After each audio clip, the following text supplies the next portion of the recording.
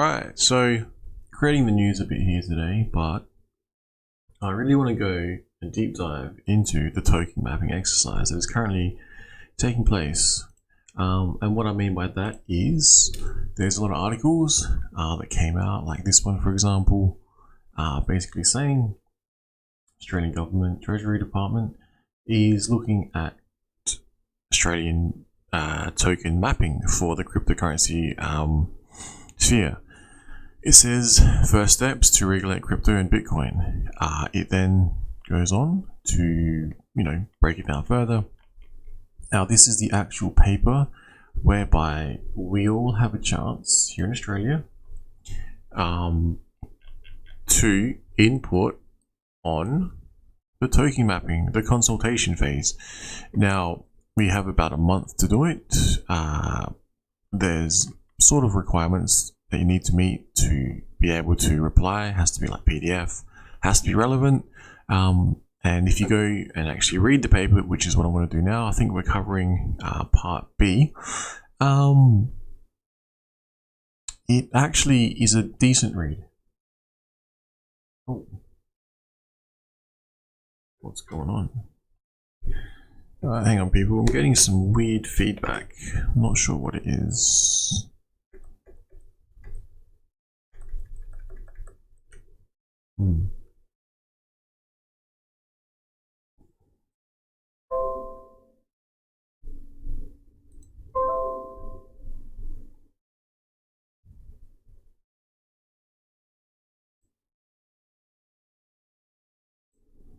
All right. Crazy feedback. That's really, really weird. I'm not doing anything different. I'll close out some stuff. I think I'm lagging really bad right now. CPU's being cooked. Alright. Stream is healthy. Alright, so this won't be too long. I think there's some other streamers coming up. I don't want to overlap, but again, this can be used for replay purposes. And now that the stream is doing okay, I'll continue. Basically what I was saying, this is the actual paper. So whether you read about it on relevant articles or whatever, this is probably the best place. This is the source data, I would say. Now there might be other source data that I'm not aware of, but I've only had time to get to this because I'm going to be bunkering down and trying to get through all of this. Not all live on stream, but just these sections. Basically where I'm up to is the part B, section B, sorry. So going through background, it breaks it down. I won't do that on stream. If you're from Australia and interested in cryptocurrency, you might want to do this. Because I am guessing other people are doing this, and you want to have your say. Because as I said previously in other streams, you don't want people sort of who are anti-crypto coming in and just saying they don't want you to touch this thing, They don't want you to use cryptocurrency at all, because maybe someone could do that. That would suck, I think. Now, the next thing is here, the token mapping terminology and concept. So basically what it says, I will read this, so it's a bit boring. Cryptocurrencies are... Man, the Matrix does not like my...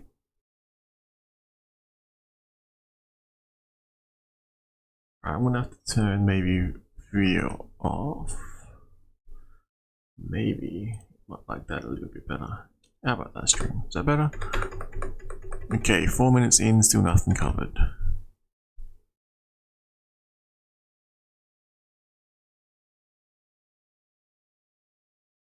That is what I get for updating OBS. An inferior product. Good work. Good work, internet. No, I'm kidding. Could be internet connection, not sure. Alright. Token mapping and terminology and concepts. Basically it says crypto assets are not excluded or carved out from Australia's financial services regulatory framework. It goes on to explain, token mapping, terminology and concepts. I guess the reasons why they're looking at either regulating more heavily or creating a new category to categorize cryptocurrencies under. They then go on to explain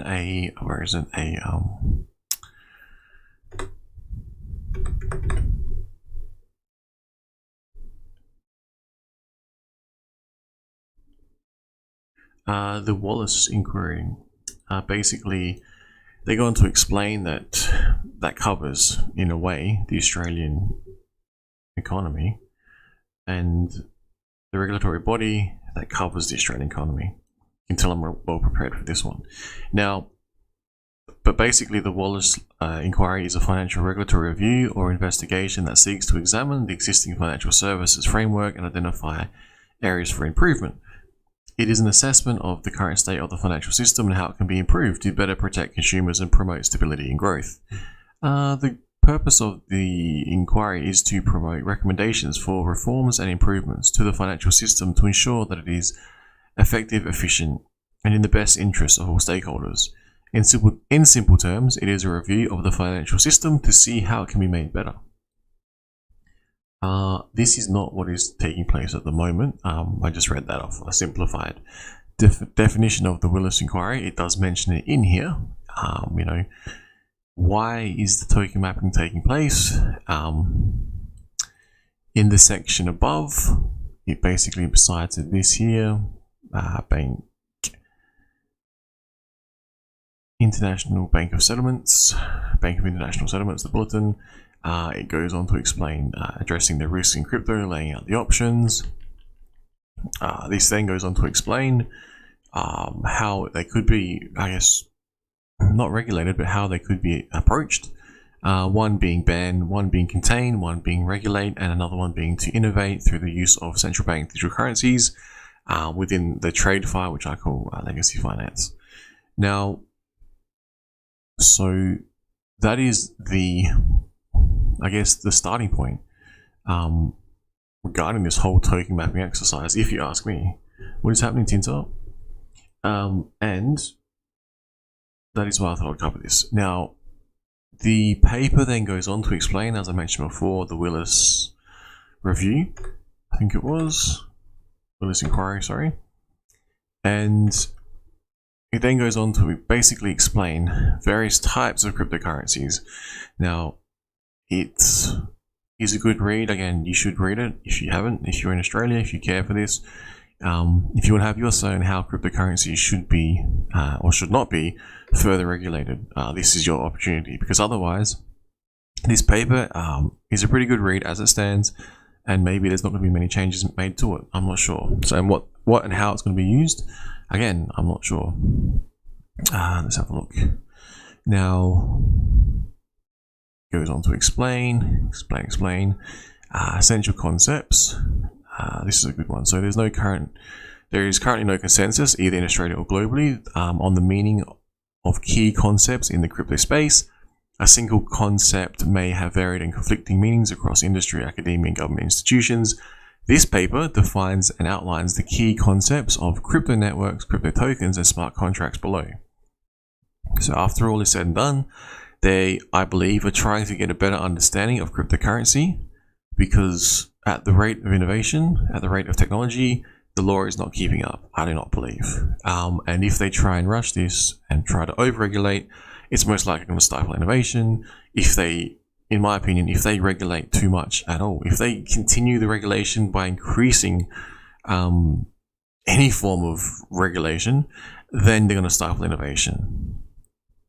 They are noted trying to explain the differences in crypto networks, crypto tokens, and smart contracts, because I think what they should be doing is teaching other people, teaching them how there is a difference between, a exchange committee fraud like FTX, and then a smart contract like Uniswap, which is able to provide all transactions on chain like it's supposed to. But people need to understand smart contracts. People need to understand operational security, and people need to understand what it is they're actually doing. And then I guess the question is, currently, was enough done to stop people from getting scammed from FTX? Well, I don't think it's the government's role, this is my personal opinion, to handhold everyone through every decision they ever make in life. Now, they can try and put a sign up and say, warning, there is a cliff there, don't go over the cliff. maybe they could but at this point it feels like they're trying to say, warning, there's a cliff over there, and here's the physics on how gravity works, because if you fall, then you might fall at this certain speed based on your weight, and this is how long it will take. And then they'll, at what point do you think it's too much intervention? That's probably not a good example, comparing a cliff to cryptocurrency, but some people may have experienced a sudden fall in their holdings, if not outright lost or stolen. I was going back through my on-chain data, and the majority of it tends to be actually lost or stolen previously through scams, etc., etc. Now,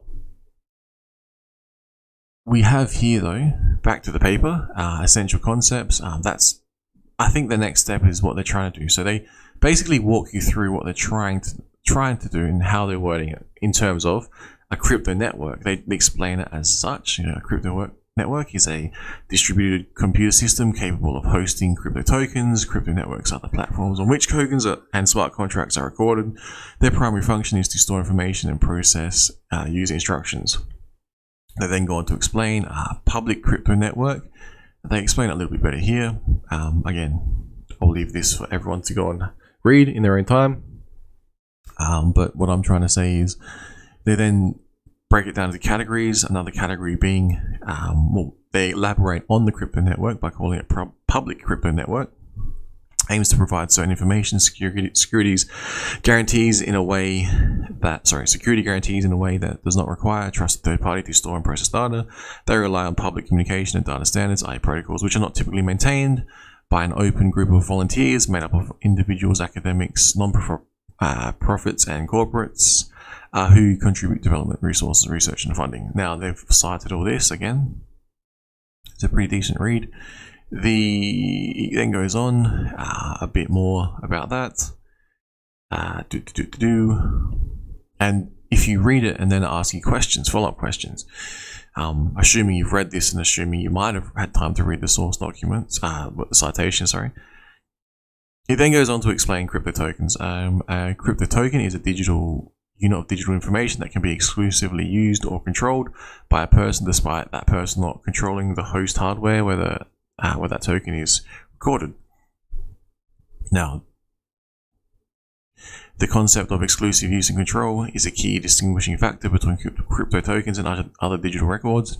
It is being used in legal frameworks and considered in detail by peer jurisdictions. So that's the difference, So I hadn't heard of that before. One thing that does come to mind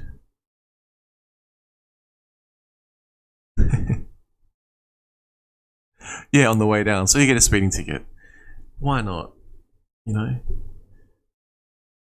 Man, I updated OBS and it's not liking it.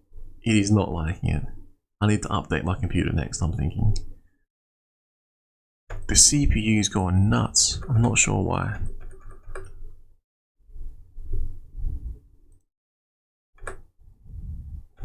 I might have to just close down some stuff.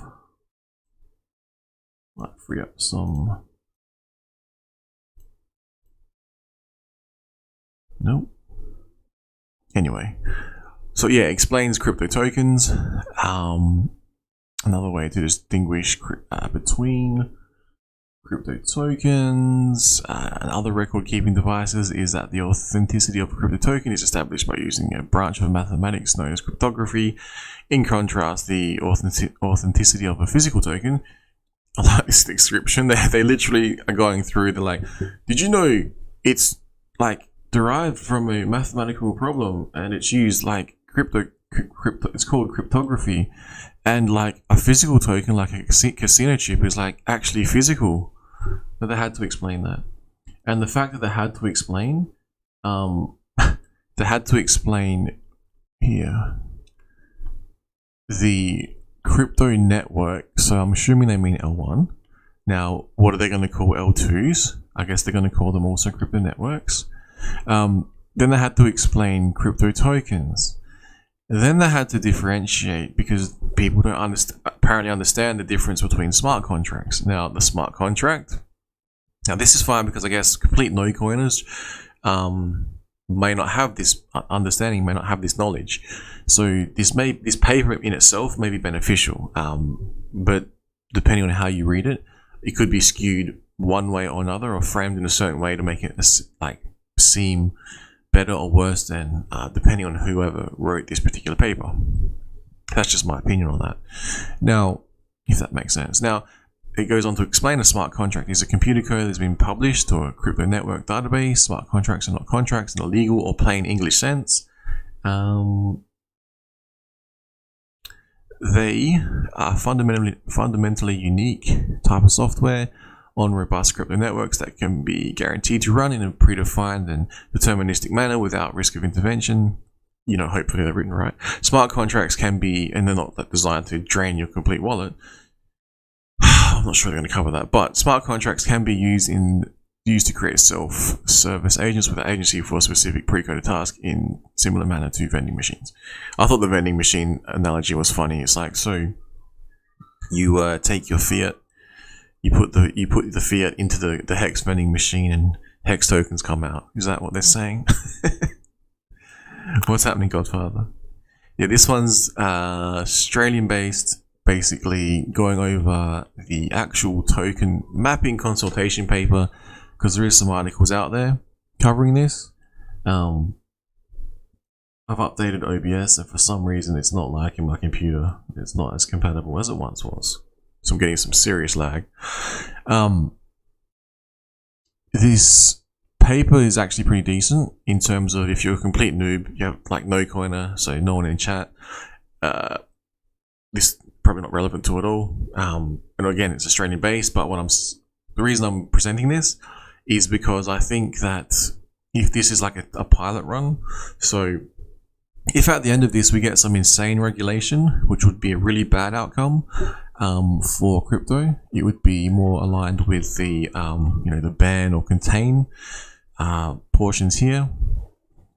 That would be bad for crypto in general. If it's more to regulate, but to regulate in a way that is allows larger financial institutions and like hedge funds and things like that to invest in crypto even further, then that's probably going to be a positive. Maybe they'll give some, what would the word be? Not clarity as such, but maybe they will teach no coiners enough to understand, what is bad practice, what is good practice in relation to holding the tokens or investing in middleman exchanges, and why they should have maybe, not financial advice, but had they put some, fiat into something like Hex, they might have got some okay returns versus putting money into like a decentralized exchange. Sorry, a centralized exchange like FTX, which then committed fraud and stole everyone's money. Yeah. That is about it. It goes on to explain further smart contracts. It goes a smart contract protocol, a smart contract application, a smart contract token. I guess I'll go over it briefly. So this is their definition as per this paper. So I guess they're trying to ingrain this into no coiners, literally, or people who don't even know how to use computers or technology that well, and they're going to be ones writing the legislations for the users who, not me, myself, but like imagine people actually writing this code and have a huge understanding of all of this, and they're being told by no coiners how it works. So this is their definition: a smart contract protocol, which is okay, and they've got some research behind it, but still, I think this is a huge waste of money. Basically, on-chain data, and then they got a fair point. Understand if you're investing in a network, it's just frustrating. It's like you have to explain Ethereum is a blockchain, and the Ethereum token you can buy and sell, and it exists on the blockchain, on the network. Like, yeah, this is the level which it's at. Now, a smart contract protocol is a collection of smart contracts that can perform more complex and flexible functions than a single smart contract. An example of the flexibility is that they can be used to create software that is upgradable, allowing for iterative improvements and bug fixes, and controllable, allowing them to be used by intermediaries to provide services. Smart contracts and smart contract protocols are the building blocks for smart contract applications. A smart contract application combines smart contracts with conventional technology, i.e. online data, computer servers and websites, phone apps, to create user-facing application. The same smart contract protocol can be adopted by multiple unrelated smart contract applications. Example, Uniswap automated market maker is incorporated into wallet applications, exchange aggregators, investment platforms, and the product offerings of centralized exchanges.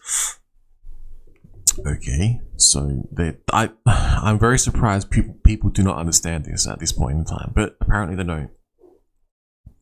A smart contract is a token that has been created using a smart contract. A vast majority of tokens by number are smart contract tokens. By any person with basic computer skills can create a smart contract token using standard open source software libraries.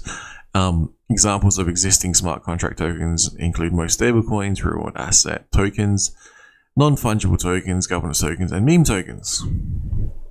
Okay, so after all that, basically, they put forward a section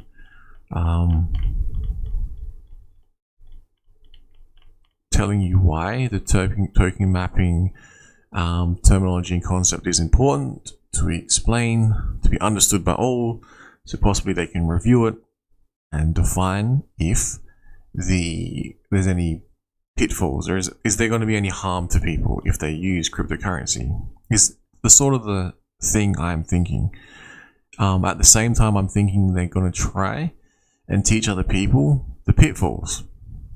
Again, I think people should be doing this themselves, but if they do not have the ability or know-how or time to research this, maybe they're going to have a concise report that explains, the essential concepts, and the way that they've worded it is crypto networks, crypto tokens, and smart contracts. I guess I broke down myself. Where is it? So I'll read. This is like, to me, a crypto network is a one. A crypto network refers to a decentralized network of computers that use cryptography to secure and validate transactions in a digital asset, typically a cryptocurrency. These networks are typically maintained and distributed by a network of nodes, which work together to ensure integrity and security of the network. Transactions are processed and verified by the nodes and recorded on a public ledger called blockchain, creating a secure and transparent system for transferring value. Now, seriously, how hard was that to explain to people? Like, they needed this whole report and how many hours and how much paid hours went into creating this report. Anyway, crypto tokens. Crypto token is a unit of value that is created and managed on a blockchain network. Net tokens are used to represent assets such as digital currencies, commodities, and utility. Can be bought and sold or traded on various online platforms. Tokens are usually built by blockchain technology, which allows for secure and transparent transactions on a decentralized network. Note, decentralized network doesn't say on middlemen exchanges. That's still your shit. Now, smart contract. A smart contract is a self-executing computer program that automatically enforces the rules and regulations of an agreement between parties. It is typically built on a blockchain and contains the terms of the agreement between parties, including information on how the contract should be executed and enforced. Smart contracts can be used for various purposes, such as transferring assets, managing supply chain processes, or even conducting complex financial transactions. They can provide a secure, transparent, and automated way of conducting transactions without the need for intermediaries such as middleware exchanges like FTX, Celsius, etc., etc. As the terms of the contract are automatically enforced by the network. That's all I had to say. Seriously, that's all I had to say. But we have this huge report. Now, the huge report then goes on to explain that. Again, lots of citations. It then says a crypto token, what it is. Lots of citations. So this is the research they've done. Man, they should have paid me to do this, because I'm doing it right now. Anyway, so smart contracts, yep, okay. And they break it down into smart contract protocol, smart contract application. They break it down into smart contract token, and then it says questions, consultation questions. The consultation question is the concept of, let's pull up my responses on screen. The concept, not actual responses, but this is my planning. Some of my planning. The concept of exclusive use or under control of public data is a key distinguishing feature between crypto tokens, crypto networks, and other data records, right? So I was like, what is that actually trying to say? So I had a look. I re-asked the same question to myself. And then I came up with this. What makes crypto tokens and what makes crypto tokens and crypto networks different from other types of data records is that they give exclusive control over use over public data. So, okay, interesting. So that's what they open with, and then it says, how do you think the concepts could be used in the general definition of crypto token and crypto network for the purposes of future legislation? So here is our opportunity. If you're in the cryptocurrency space in Australia, or if you even have any dealings with Australia at all and you're from around the world, you too can input to this, I would imagine. It then goes on to explain what are the benefits and disadvantages of adopting this approach to define crypto tokens and crypto networks. And this is what I'm going to be working on. So what, I guess in simple terms, to cover this, what do you think concepts could be used in the general definition of crypto token and crypto networks for the purposes of future legislation? I'm not sure what legislation they're talking about. And how they're going to word it and why they're going to word it. Are they going to try and attack DeFi? Or are they going to attack centralized exchanges? Because, again, my answer to all of this is it's all on-chain data. And if you can teach people to read the on-chain data, in which they would have to be able to, pull up a block explorer, understand what network they're looking at. So that's their crypto network, I guess. And then understand maybe the contract you're interacting with, or maybe the wallet address, or maybe to be able to read what particular token you are seeing on that screen. So for instance, Etherscan, and you see like a transaction. Maybe people don't understand this, right? And they're investing in cryptocurrencies and they're thinking that when they send their money to an exchange and holding it on an exchange and then selling it to fiat and then making a trade for something else, yes, you got to keep your records. Yeah, see, that's I agree. But I'm not sure in what way, because I hope that they're not going to come after it all and stifle it and go for this like a contain, regulate, or ban. But out of these three options, the fourth one being create a new system whereby CBDCs rule, none of them really seem favorable, and all of them, I feel like they're going to stifle innovation to a degree. It says here, pros: ensure consistency in regulating financial activities, allow responsible players to innovate in a regulated space. I mean, that's fine, but what are they going to try and do? Like kill off DeFi in favor of middleman exchanges where licensing is required to be able to own and operate an exchange, and then you got to KYC everyone and things like that. Like, it's a really weird space, even though, best of my understanding, you would use as a user, you would use an exchange when you're taking fiat out and you're giving up your data and hoping it stays secure. And then they're going to try and crack down on everything else. I'm not sure how exactly they're going to do this without stifling innovation in a big way, I think. It says here, cons, challenge to map crypto and TradeFi activities and entities. It's all on chain. This is why I don't understand. And challenges for enforcement, given lack of clear reference points in some cases in DeFi. This is why I'm going to try and put it forward a response, but coming back to my thinkings on it, my thoughts on it, it's like consultation questions. How do you think the concepts could be used in a general definition of crypto token and crypto network for the purposes of future legislation?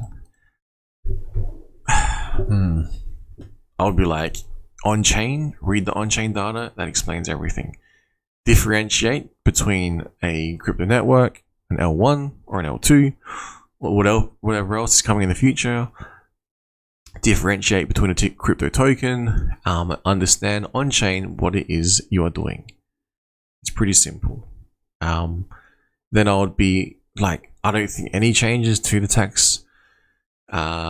taxing guidelines or laws need to be made, because you're making a capital gain or a capital loss, keeping track of your crypto, what it's doing, what it's done, where you've traded. I personally think they should have listened to me from the beginning and made it taxable when it hits the fiat world. But apparently that's not what they did. They decided here in Australia to make every single transaction a taxable event to a degree. So when you buy and sell, you trade from, I don't know, ETH to USDC, back to ETH, back to USDC. Say you do that 10 times in a row. Every one of those ones is a taxable event. I guess the selling part, the trading, whether or not you made any gains.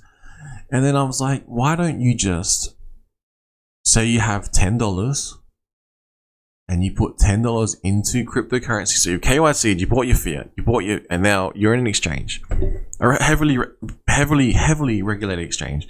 No more laws are required. No more regulations are required. You then buy cryptocurrency, however you choose to do it. So you're assuming that you have the knowledge to buy. Now, most people at that point think they've engaged in cryptocurrency. They've bought from a middleman exchange. But then, if you have the know-how, you can then go to another place, like Uniswap, for example, and you could swap your Ethereum for another ERC20. And then you do this multiple times, I don't know. And then somehow you get lucky and you turn $10 into $100, right? Well, the price goes up. All good.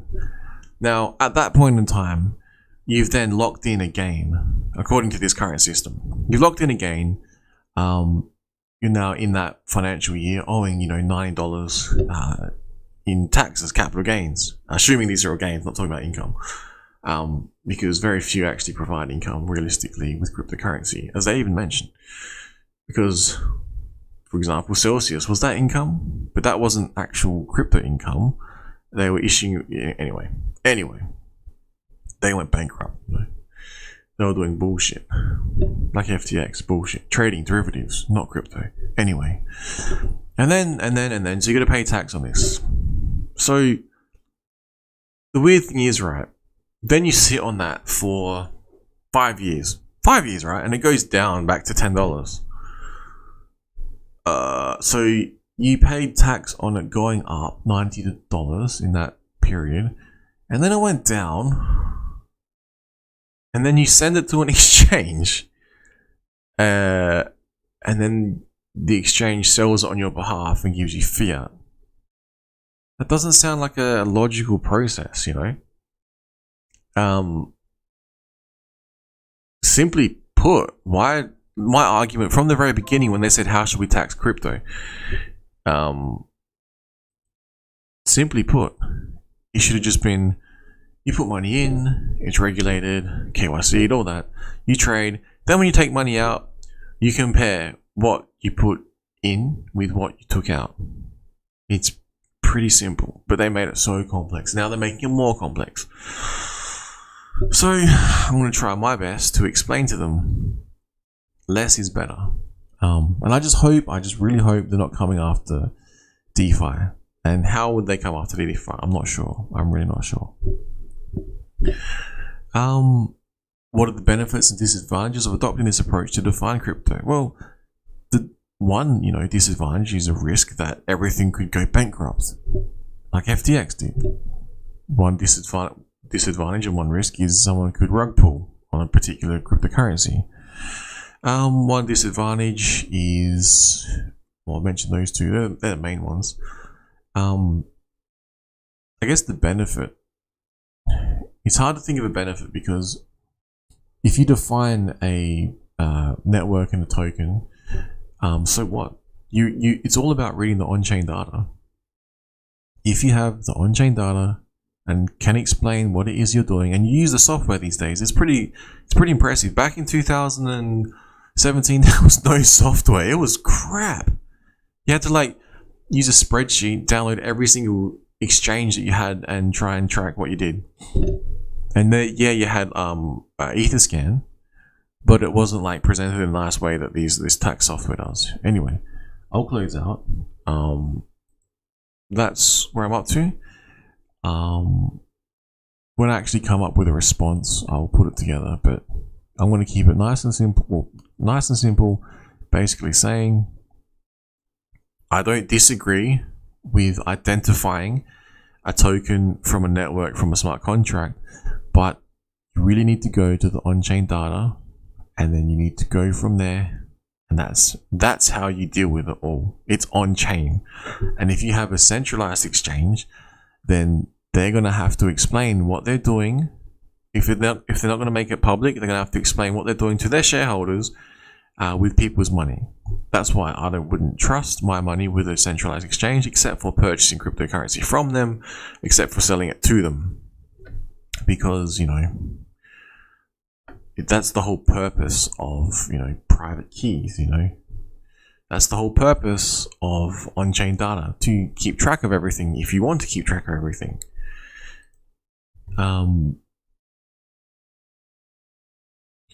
Benefits. And this is such a weird question. What's the benefit of identifying something you already know? It's very frustrating. But yeah, I'm not going to be too negative on this consultation questions. I am just concerned what it is they're trying to get at. That's about it. Sorry for taking so long. But yeah, signing out. Peace.